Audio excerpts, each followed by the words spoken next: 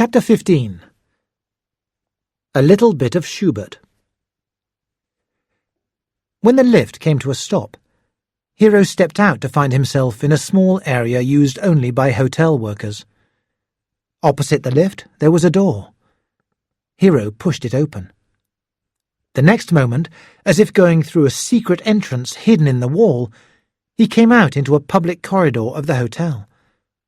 He was halfway along. The corridor, its floor covered in deep red carpet, stretched in both directions. Hiro didn't know which way to go. He chose one way, but saw that the numbers on the doors were going up. 325, 327, 329. So he turned round, and the numbers on the doors began to go down. Even numbers on the left, odd numbers on the right. He followed them down. 325, 323, 321. As he passed this last room, he felt his heart begin to beat very fast. All of a sudden, he was there.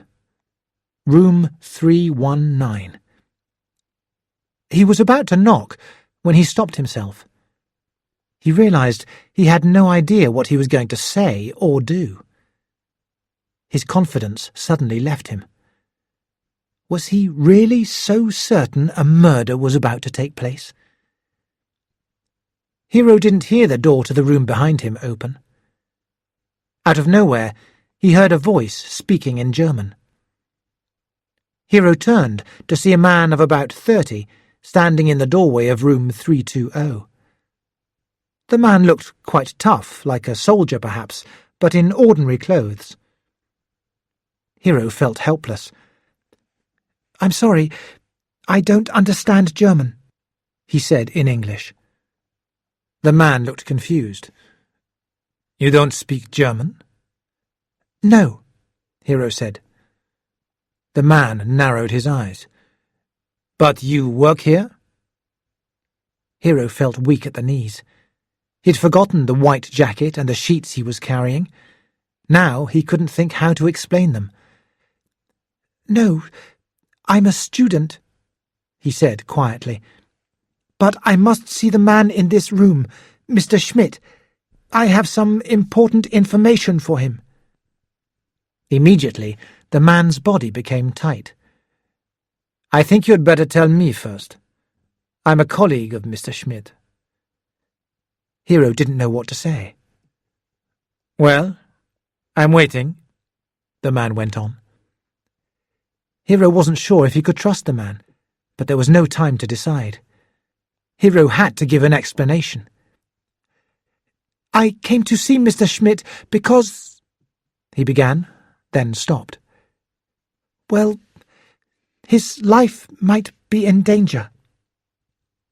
Now the man's eyes became very sharp.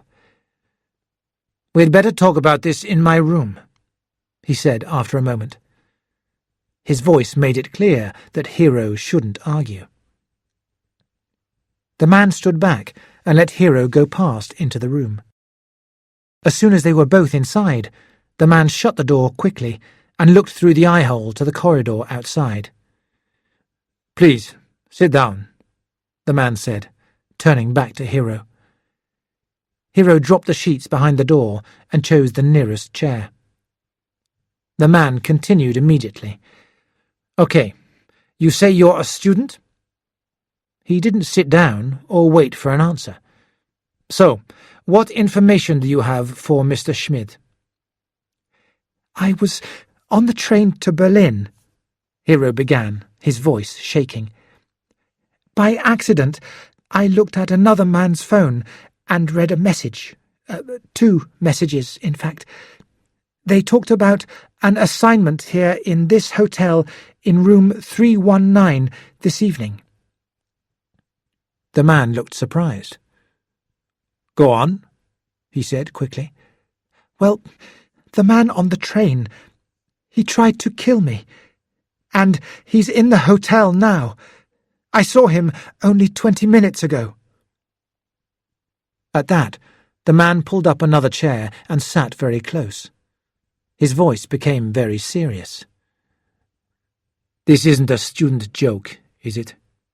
he said. "It's very important. Do you understand?" "Yes, I do." Hiro looked straight back into the man's eyes. "I was kidnapped as well," he added after a moment. "I've been very frightened." The man paused, then nodded. "Do you know who Mr. Schmidt really is?" Hiro shook his head. "No. What do you mean? Isn't Schmidt his real name?" "No, it isn't." The man watched Hiro closely. After a moment's thought, he went on, "Listen, I'm going to tell you things which perhaps I shouldn't, but it seems there's very little time, so I'll have to take a chance. It doesn't matter who Schmidt is. It's enough to know he's someone extremely important.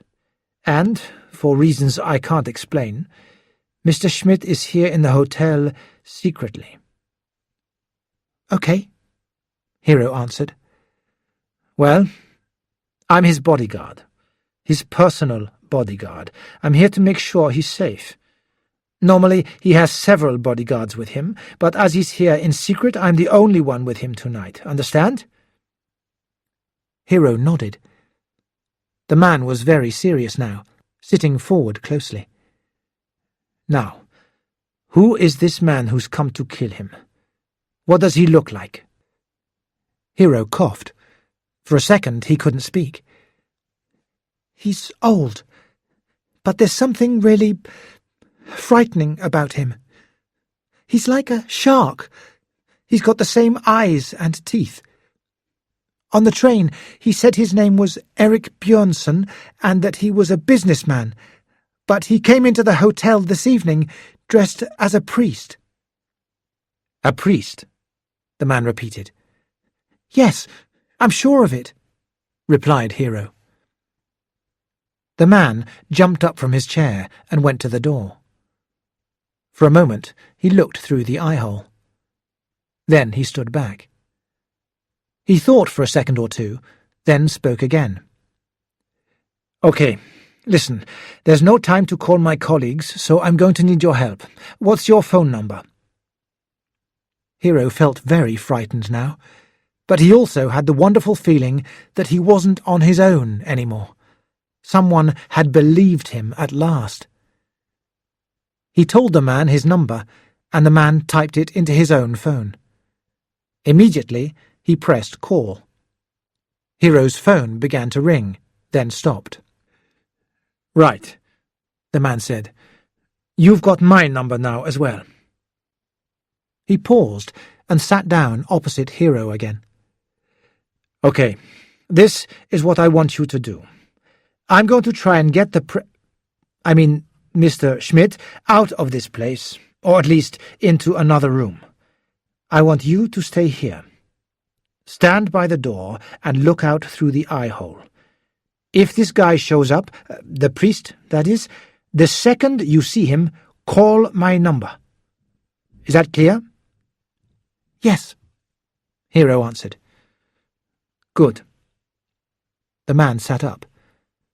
He looked at Hiro for a second, then said, "What's your name?" "Hiro Adachi." "Mine's Schubert. Franz Schubert," the man replied. He immediately held up his hand. "Yes, I know there's a famous composer with the same name. My parents were crazy about classical music. Anyway, please, call me Franz." "Okay, Franz," Hiro said. "Great," Schubert answered. He put a hand on Hiro's shoulder. "You've done brilliantly, Hiro, and you've been very brave." He didn't delay any longer.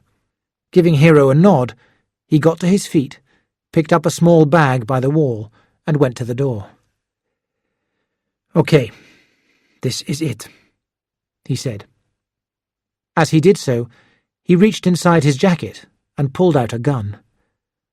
There was something very cold-looking about the black metal. Then he dropped his arm down by his side. "See you in 15 minutes, he said in a whisper. The next moment, the man had gone. Silence fell inside the room. Hiro looked at the door. Fear suddenly filled him. He was on his own again.